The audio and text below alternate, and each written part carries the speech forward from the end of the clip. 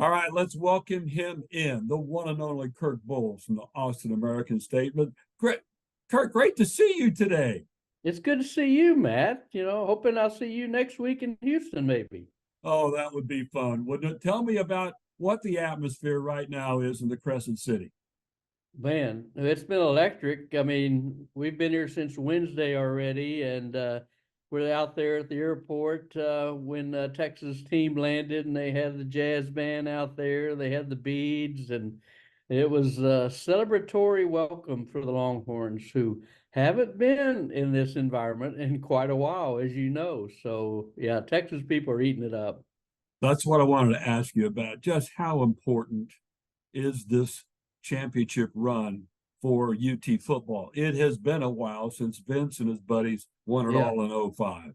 Yeah, we could say the Texas fan base has been starving for something like this, but that'd be an understatement of all time, I think. I mean, it's been a long time since 2009 when they played Alabama for the national title. I mean, for them to finally get in the college football playoff for the last time as the four-team format, and then to win the Big 12 in the last year that they're in the league is just kind of a watershed moment for Texas as they try to get back to, national prominence. And you remember we were here in New Orleans in 2018 when they beat Georgia, and Sam Ellinger uttered those fateful words, "Texas is back." And well, that didn't exactly take, but 5 years later, here they are, and they're showing every sign that they might just be back. Look, I thought when Sark got hired, I thought it was a turning point for the program, not just because our buddy Earl Campbell gave his stamp of approval, but I just think Steve Sarkisian, I thought he was the guy. He had the Yeah. vision, and I thought from day one he showed that. He did, and he had a plan, Matt. He didn't like the roster. He didn't like the makeup because I remember asking him that first year. He said, well, and he's done a really good job, Matt, of not blasting Tom Herman or the predecessors like Tom Herman did when he replaced Charlie Strong. And I'll give him credit for that. But, they'd have 18 or 19 wide receivers, and just it wasn't made up to Sark's liking. And as we all know, he came from Alabama, where he'd been the offensive coordinator for a national championship under Nick Saban. So he knew what a championship roster and a team looked like. And as he's been widely quoted, said, "We needed more large human beings, Matt." And that's what he's done, because as we all know, the SEC is a battle of the trenches, and you better be damn good on the O line and D line if you're going to win anything substantial. And so he's gone about that and making them a more physical team, and that is shown to be the case on both sides of the ball. Yeah, I thought their biggest threat was Kansas State. Now, I am an alum, you know that. But, in K-State, you can argue what they did at the end of that game, but they really had Texas on the ropes. But what Sark did is he out-physicaled Kansas State. That defensive line won that game, I thought. Oh, had a great goal line stand. They caused a fumble, and we were joking with some of the players today because this was a Texas offense day, Matt. So we were joking with some of the offensive players that the most famous guy on the team is a 362-pound defensive tackle, and T'Vondre Sweat has kind of been the face of this team, and obviously he won the Outland Trophy. So that he's kind of that microcosm. I hate to use micro in a guy that weighs 362. But, T'Vondre Sweat was just kind of a guy last year. He and Byron Murphy were good players, but they become spectacular players. And therein lies the crux of this transformation, if you will, Matt. Texas always recruited well. You know that. Charlie recruited well. Tom Herman recruited well. And so is Stark and his staff, but it's about developing players, and that's where the rubber meets the road, and he has done that. And T'Vondre Sweat and Byron Murphy are exhibit A and B, I would say. Tell me more about T'Vondre. Of course, he's a Houston area guy from Huntsville, and just a tremendous athlete, tremendous kid. What changed with him? What did develop with him? What a difference maker T'Vondre has been, and that defensive coordinator that comes in here, and boy, that's just been a match made in heaven. Yeah, it really has been. I mean, Kwiatkowski kind of came on on a bet because he didn't really know Sark that well. He spent pretty much his whole career in Boise State and Washington, had a great reputation. And, he shows up in 2021 and they go 5-7 and lose 6 straight and longest losing streak since 1956. And they just look like, boy, they're not getting it done. And even after 2 years, Matt, they were 13-12. So they've had to really pick it up this year, and to turn it around that fast has just been phenomenal. And Sweat and Murphy are just kind of the faces of this team. I want to ask you about another Houston area guy, Adonai Mitchell.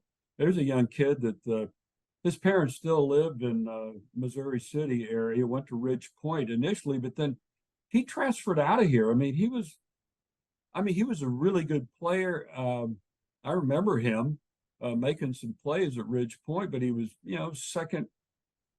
I think he was second team all district or something, and no great shakes, but it was a tremendous athlete. Boy, he goes to Nashville to that Cane Ridge High School and becomes a superstar. And amazingly, he could win his 3rd straight national championship this year.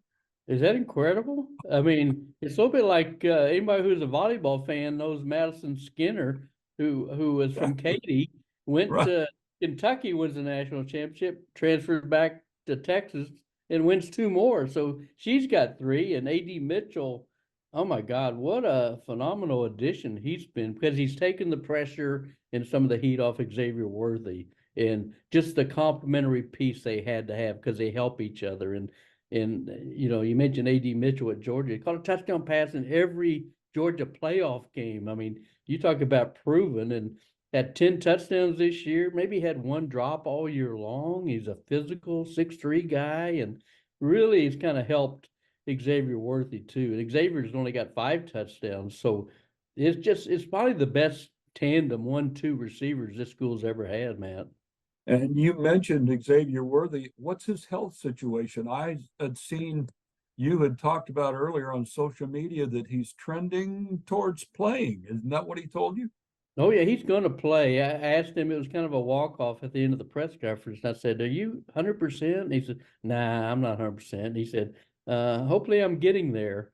So, but he got hurt in the last game against Texas Tech and again in the Big 12 championship game, and looked like he had an ankle problem, and he came back in both games, which really wasn't necessary because they won those 2 games 106-28, man. Isn't that incredible?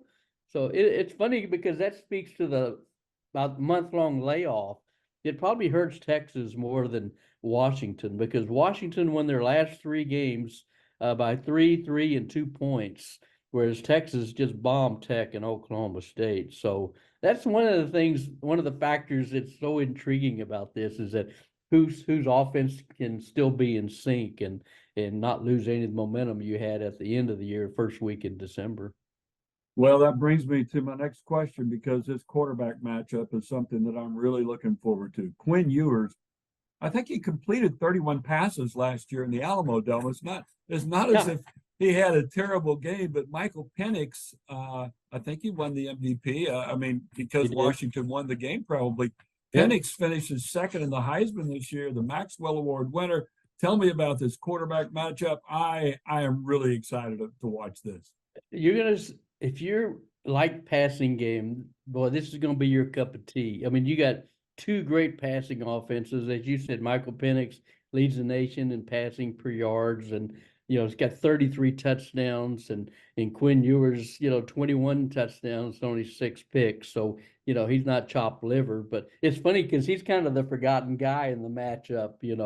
They've got a high flying offense, but Penix and Rome Odunze, their great receiver, I think he's got like 1,400 yards, big physical guy. And they got great receivers, same as Texas. So, I don't know what you believe in the over under, but some people say like 650 yards passing. I'd probably still take the over, Matt. That's what an offensive shootout this promises to be.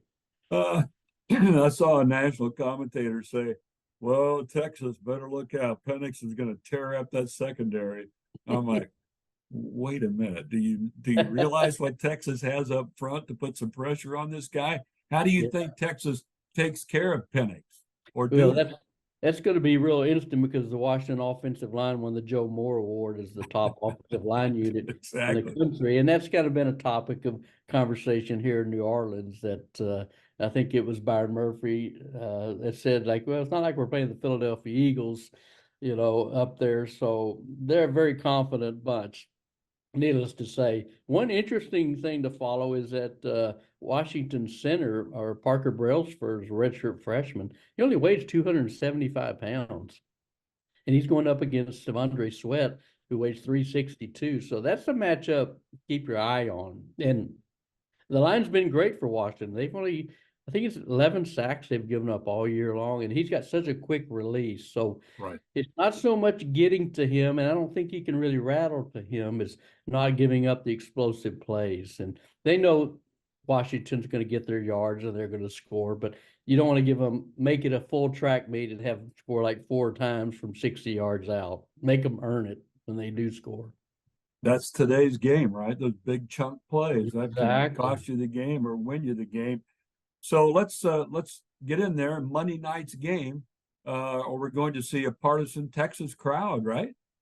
It's interesting. I think maybe each school maybe got like 13,000 tickets and all the big corporations eat them up. So, who knows who those tickets get to, but I know Seattle's, just really hell bent on, showing up here that they added 17 plane flights in Seattle to New Orleans and they sold out in 10 minutes. So yeah, they're into this. So it's not like they're going to save their money and well, we'll just show up in Houston for the title game. So it'll be really interesting. You would think it'd be a decidedly lopsided fan base in favor of Texas, but I'm really curious if that will indeed be the case because a lot of Longhorn fans are upset they couldn't, get easy access to tickets. So I don't know. It's going to be a great atmosphere though. I think it's Alabama, Michigan are the two brand names in college football. Alabama because of Saban and Michigan winning its program and history of college football. But I don't know. To me, and it's not just because the Rose Bowl is the first game. It seemed more like the warm up act for this is the real game in terms of just theatrics and drama. Alabama, Michigan might be 10-7 or 17 Yeah. to 14, something like that. A real battle of the trenches. But yeah, this is going to be a shootout. It's going to be a very entertaining matchup in the Sugar Bowl. All right, you bring up Alabama, and I have said when Texas got in, I said that win in Tuscaloosa, of course, was one of the big keys for them getting to be picked to the Final Four. Is that your prediction? Going to be Alabama versus Texas in Houston I next mean, week? did we ever bet against Nick Saban? I'm not going to. And like I said, Michigan's probably got by far the better defense and maybe better up front, but I don't know. I like Jalen Milroe, even though maybe Bill O'Brien doesn't. But and Alabama's good at those explosive plays. So I think a rematch would be very fitting here. I mean, they've already played twice in the last 2 years, and Texas, quite frankly, should have probably gone 2-0 against them after losing by 1 point in Austin. On like a last second field goal by Alabama. So that would be very fitting, kind of having all kind of SEC matchup in Houston next week. Oh, that'd be so much fun. And you mentioned Jalen Milroe and Bill O'Brien. Wow. Scorched earth there for Jalen. I love this kid in Tompkins. He was a great athlete, and what he's done there at Bama to get things going there, I'd love to see him back at NRG Stadium. That Yeah. would be fun. That would be so much fun. Okay, what's your prediction for this football game coming up in the Sugar Bowl? Well, I'm not gonna shy away. I mean, I picked Texas to go 11-1 this year and beat Alabama and get the CFP. I did have them in the Sugar Bowl. I had them losing to Georgia. Haven't seen Georgia. Haven't seen any Bulldog colors here since I've been in New Orleans. So I'm going to stick with the Horns. I think they're going to get it done. They're kind of a team of destiny. And also, we haven't touched on the Alabama. I mean, the Alamo game last year when Penix and Washington beat them. So they're still trying to pay him back for that. And maybe Washington may have a little false sense of complacency, thinking, well, we beat Texas in Texas. How much better are they? And as you remember, Bijan didn't play, Roshan Johnson didn't play, DeMarvion Overshown didn't play, Xavier Worthy had a broken hand, had some two big drops, and A.D. Mitchell was in Georgia. So it's by far a different Texas team than they'll see. So I like Texas winning something like 38-35, Matt. I agree. High scoring, and both teams, like you say, could get close to 40 points. They It's going to really be could. so much fun to watch. Great to catch up with you, Kirk, and enjoy your time there in New Orleans. It's the great Kirk Bohls from the Austin American-Statesman. Thank you, Matt.